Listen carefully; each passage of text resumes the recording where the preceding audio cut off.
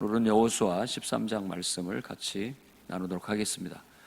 13장부터 19장까지가 땅을 분배하는 내용으로 나타나 있습니다.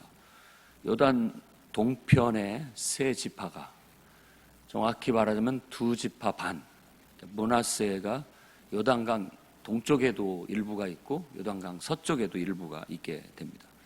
그렇게 해서 원래 모세가 분배해 줬던 대로 이 세 개의 지파에게 땅을 분배한 이야기가 오늘 말씀에 나타나 있습니다. 그리고 나머지 이제 아홉 지파 반도 땅을 나누어 줘야 된다라는 그런 하나님의 명령을 오늘 여호수아가 받는 내용입니다. 1절에서 7절까지 내용을 보면 여호수아가 이미 늙었다고 얘기합니다. 그리고 남은 땅이 많다 아직도. 그러니까 북쪽 지역이고 또 남쪽 지역이고 일부에는 아직 정복되지 않은 땅이 남아 있다는 걸 알 수 있습니다. 그러나 우리가 확실히 아는 것은 중요한 거점은 다 잡고 있어요. 중요한 거점은 다 확보를 했고 이제 뭐 산지라든지 그곳을 정복하기 좀 난해하고 어려운, 그러니까 우리가 신경 쓸 수 없는 그런 부분들은 여력이 미치지 못해서 남겨놓게 되는 겁니다. 우리도 이 여호수아를 통해서 분명히 알 수 있는 것은 우리가 순종하는 만큼 하나님의 복도 받습니다. 그러니까 내가 순종하는 만큼 내 삶이 하나님의 은혜나 뜻 안에서 펼쳐지게 되는 거예요. 근데 온전한 순종이 그렇게 우리가 말하는 것처럼 쉽게 되지 않습니다. 그래서 어떤 부분은 내 여력이 미치지 못하거나 또 신경이 다 쓰여지지 않아서 내방쳐 두는, 어쩔 수 없이 그냥 흘러가는 대로 둘 수밖에 없는 그런 경우들이 있습니다. 사람이 자기의 인생을 하나님께 복종시키고 하나님의 뜻대로 정말 가꿔 나간다라는 게 우리가 추구하는 삶의 목표인데, 그것이 평생의 과업처럼 우리는 알고 살아갑니다. 그 일들이 어쩔 때는 늙어서, 그러니까 우리의 여력이 미치지 못해서, 힘이 닿지 못해서 더 이상 시간도 없고 에너지도 없어서 이제는 남겨둬야 되는 그런 부분들이 있다라는 것을 우리가 한번 묵상해 봐야 되겠습니다. 결국은 언젠가는 그 모든 것들이 하나님께서 다 쫓아내시고 다 하나님이 통치하실 날이 오겠지만, 어떤 의미에서 지금 나에게는 여력이 미치지 못한다는 그런 면들인 겁니다. 예를 들어 여러분들의 자녀들, 여러분 마음대로 다 못하는 부분들이 있습니다. 그거 뭐 할 수가 없는 부분들은 할 수 없는 것이죠.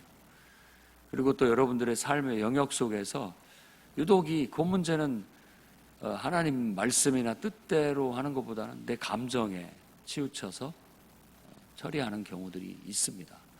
그게 아무리 하려고 해도 잘 안 되는 경우가 있는 거예요. 그런 것들이 남아 있는 겁니다. 하지만 이 말씀에서는 여호수아는 자신이 할 만큼 다 했다라는 그런 뉘앙스로 나이 많이 먹었고 이제 아직도 남은 땅은 있지만, 그러나 그냥 근다고 해서 그거 다 정복될까지 어떻게 기다리느냐, 빨리 땅을 분배해 줘라 라고 그렇게 말하고 있는 겁니다. 땅을 분배하고 그곳에서 정착한다라는 것은 이제 뭔가를 우리가 소유한다라는 거, 뭔가를 확보했다라는 것이 중요한 것이 아니라 어떻게 사느냐가 중요합니다. 거기에서 어떻게 사느냐, 하나님 말씀대로 정착해서 하나님의 뜻대로 삶을 펼쳐나가는 것이 궁극적인 목적이지, 뭘 이렇게 많이 차지하고 얻는 것이 중요한 게 아닙니다. 많이 창고에 쌓아놓고 차지한다 할지라도 그걸 활용하지 못한다면 무슨 의미가 있겠습니까? 결국 이 정복과 이어지는 분배와 정착의 문제는 그 땅에서 모세를 통해서 하나님 주신 말씀처럼 하나님 뜻대로 삶을 펼쳐나간다라는 그런 의미가 있는 것입니다. 그래서 여호수아에게 더 이상 늦추지 말고 땅을 빨리 분배해 주라고 그렇게 얘기하고 있습니다. 그래서 하나님 말씀대로 여호수아가 이제 그 땅을 분배하는데, 일단 13장에서는 이미 분배된 땅에 대한 이야기를 하고 있습니다. 르우벤 지파와 갓 지파, 므낫세 지파가 요단강 동편에, 요단강의 이쪽 지금 요르단 지역에 세 개의 지파가 땅을 분배하게 되었다는 겁니다. 자, 일단 분배에 대해서 한번 묵상을 해봐야 되겠습니다. 이 분배가, 이 부분도 어떤 통치자들은 나누어주지 않습니다. 자기가 정복을 다 해가지고 자기가 딱 틀어쥐고 통제하고 거기에서 이렇게 사람들을 이제 나누어주기보다는 그 속에서 부리려고 하는 그런 게 세상의 통치자들입니다. 그러나 하나님을 섬기는 이스라엘의 지도자 여호수아는 하나님의 뜻을 따릅니다. 분배해 주라라고 했을 때 분배해 주게 되는 겁니다. 그러니까 우리가 정복한 땅을 골고루 균등하게 나누어 준다라는 것은 지금도 모든 지도자들이 한번 생각해 봐야 할 문제인 거예요. 세상에 우리가 먹을 것, 우리가 먹고도 썩어 나갈 만큼 많이 있을 수 있습니다. 그런데 어떤 데서는 굶어 죽고 있는 거죠. 다 분배의 문제인 겁니다. 어떤 사람은 다 평생 쓰고 죽지 못할 만큼 많은 것들을 가지고 있으나 어떤 사람은 오늘 쓸 것도 없어 힘들어하는 사람들도 있죠. 분배의 문제에 있다고 생각을 합니다. 그래서 사회적으로 이 분배가 골고루 된다라는 것은 이상적인 일이죠. 그럼에도 불구하고 이 골고루 나누어줘도 어떤 사람은 부지런하고 성실해서 더 많은 걸 가지기도 하고요. 어떤 사람은 게으르고 나태해서 있는 것마저도 뺏기는 경우가 있습니다. 그것까지도 통제할 수는 없습니다. 그런 것까지도 다 따져가지고 항상 공평하게 똑같이 이런 정신을 이상적이긴 하나 여태 우리가 역사 속에서 공산주의라는 그런 이념을 실천을 해봤지만 그건 오히려 인간을 망치는 길이라는 걸 배웠어요. 사람이 노력하지 않고 사람이 망쳐져요. 똑같이 나눠주면 희한합니다. 그런데 자기 능력껏 최선을 다해봐라 라고 했을 때 사람들이 자기 능력을 많이 발휘하고 또 부지런하고 열심히 있는 사람들은 더 많은 것들을 얻게 된다는 것 때문에 노력을 하게 됩니다. 그래서 이 두 가지의 원리가 우리 사회에서는 필요적절하게 활용이 되어지는 게 가장 이상적이라고 할 수 있는 거죠. 그래서 지금 살아가고 있는 삶의 분배의 문제도 아셔야 됩니다. 그 다음에 요즘 세상은 법으로 해가지고 법으로 딱 정해가지고 강제적으로 너 그거 내놔 해가지고 없는 사람을 이렇게 나눠주잖아요. 그러면은 우리가 봤을 때 없는 사람 입장에서는 좋다라고 생각할 수 있고 또 가진 사람 입장에서는 왜 이렇게 내 걸 뺏어가느냐라고 생각을 하게 되는 거예요. 법이라는 것은 강제적인 것이 있습니다. 강제적으로 뭘 하다 보면 부작용이 생겨요. 부작용이. 뭐 공산주의나 또 사회주의나 이런 데서는 좀 그런 면이 없지 않아 있죠. 좀 그런 것이 있습니다. 가장 좋은 것은 법을 떠나 자발적으로 하면 됩니다. 자발적으로. 그러니까 법적으로까지 해가지고 너 뭐 많이 가진 사람들이 다 좀 내놔. 그래서 없는 사람을 나눠주게 해서 법을 들이대가지고 뺏어와가지고 나눠주면 이쪽에서 기분이 나빠하겠지만 이 하나님의 말씀으로 또 하나님 앞에 은혜를 받아가지고 자발적으로 가진 사람들이 이렇게 나눠주게 된다면 법으로 안 해도 기분 나쁘지 않고 정말 내가 좋은 마음으로 선을 행하면서 하나님께도 칭찬받고 사람들한테 칭찬받으면서도 얼마든지 잘 분배하는 일이 나올 수가 있겠죠. 그래서 우리 기독교 가치관 안에서는 바로 그런 분배의 원칙을 따라갑니다. 초대교회도 은혜를 받고 나서 사람들이 다 은혜 받아가지고 자기 있는 것들을 이렇게 내놓아서 없는 사람들에게 골고루 나눠지게 해서 가난한 자가 없게 하는 율법의 근본적인 정신이 성령 안에서 은혜 가운데서 자발적으로 실행이 되는 걸 보게 되는 겁니다. 이렇게 우리들이 잘하면 세상의 통치자들이 좋아할 것 같은데 그걸 또 싫어합니다. 오히려 좋아해야 되는데 싫어해요. 왜냐하면 통치자들은 자기들 통제 안에 있기를 바라는 거예요. 늘 그걸 바랍니다. 자기들 안에 통치를 벗어나게 되면 불안해해요. 그리고 자기들보다 더 인기가 더 많으면 그걸 또 불안해합니다. 그러다 보니까 오히려 되려 구실을 잡아서 핍박을 하고 구실을 잡아서 더 어렵게 하는, 못하게 하는 그런 일들도 발생을 하는 것을 보게 됩니다. 분배라는 것은 우리가 해결해야 할 과제입니다.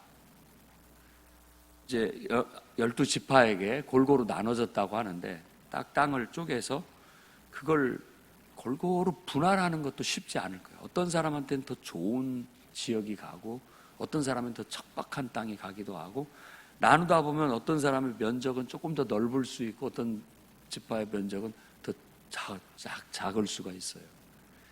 그래서 분배 방식을 결국 제비 뽑아서 하게 됩니다만 그나마 공정하게 공평하게 한다고 신의 뜻에 따라서 한다고 그렇게 함으로써 별 탈 없이 별 불만 없이 그래도 삶의 터전을 얻게 된다라는 겁니다.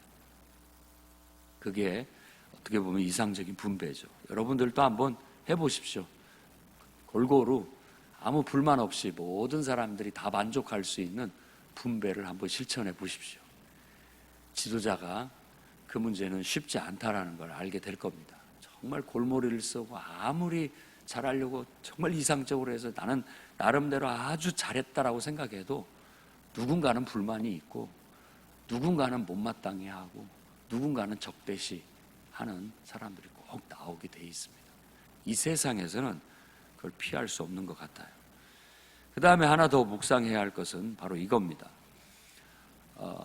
우리는 지금 이름도 다 알지 못하는 여러 지명들을 이렇게 쫙 나열하고 있잖아요. 우리한테는 이 나라는 뭔 나라고 그 나라의 지명 뜻도 모르겠고 어딘지도 잘 몰라요.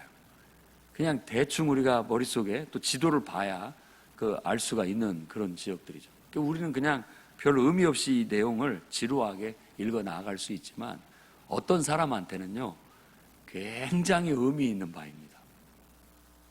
말하자면 어떤 사람한테는 지금 자기의 땅 문서 같은 그 경계를 그어주는 거기 때문에 의미 있어요. 그리고 그것이 바로 자기 삶의 터전이라는 것 때문에 굉장히 집중해서 애착을 갖고 바라볼 수 있다라는 거예요.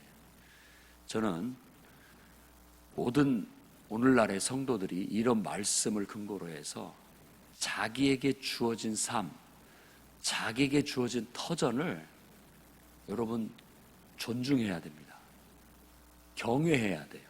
하나님을 경외하듯이 내게 주어진 삶, 내게 주어진 삶의 터전을 소중하게 여기고 그것을 귀하게 여기고 그것을 어떻게든지 정말 애착을 가지고 개발하고 발전시키고 성장시켜 나가야 되는 겁니다.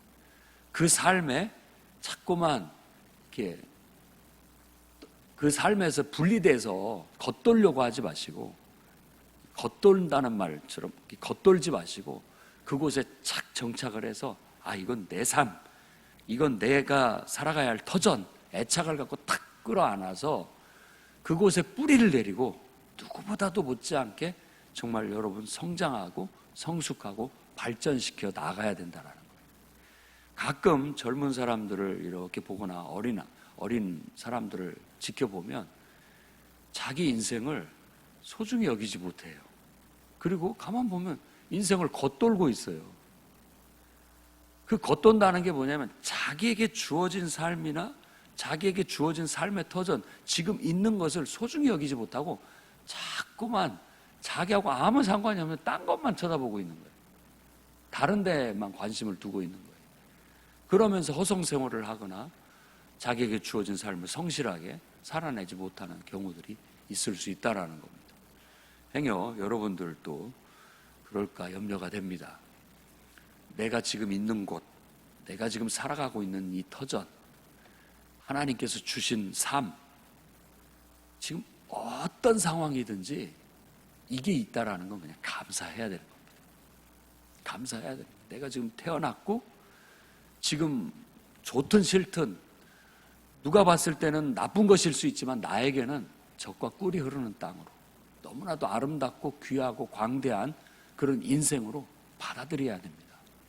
받아들여서 이것이라도 있어서 너무나 감사하다라고 생각하고 그걸 가지고 최선을 다해서 가꾸고 또 개발하고 연구하고 분석하고 노력해서 뭔가를 이루어내는 겁니다. 한 달란트 받았다고 낙심할 거 없습니다. 나는 한 달란트를 받았지만 뭐 2달란트를 받든 5달란트를 받든 그걸 갖고 비교하고 낙심하고 뭐 나는 한 달란트밖에 없으니까 할 것이 없어라고 가만히 있는 것이 아니라 그걸 감사하게 생각하고 그걸 가지고 열심히 개발하고 연구하고 또 가꾸고 이렇게 하다 보면 그걸 통해서 하나님 앞에 좋은 결실들을 맺게 되는 겁니다. 여러분에게 주어진 상황 그대로 일단 받아들이시고 그 주어진 삶의 터전과 삶의 모든 조건과 여건을 받아들여서 그곳에 정착하고 뿌리를 내려 그 속에서 최선을 다하십시오. 그러면 하나님이 여러분을 칭찬하시게 될 거고 여러분의 삶에 하나님의 뜻이 펼쳐지게 될 것으로 믿습니다. 그 정신을 잘 배워서 우리가 살아가게 된다면 우리는 우리의 삶을 그야말로 젖과 꿀이 흐르는 그런 인생으로 펼쳐가게 될 줄로 믿습니다. 한 사람도 빠짐없이 모두가 다 하나님을 믿는 믿음 안에서 여러분의 인생의 최고의 가치를 창조하며 살아가는 인생이 되기를 바랍니다. 기도하겠습니다. 거룩하신 주님,